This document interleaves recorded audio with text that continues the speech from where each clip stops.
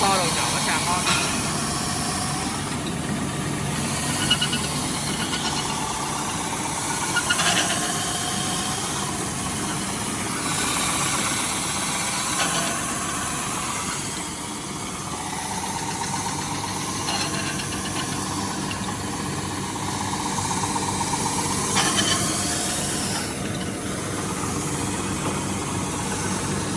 Chào một lượt nhắn thín luôn nhỉ.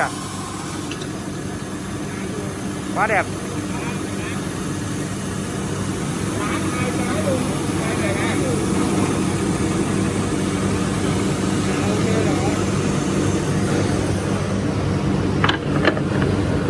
Chào một lượt là đẹp lắm rồi.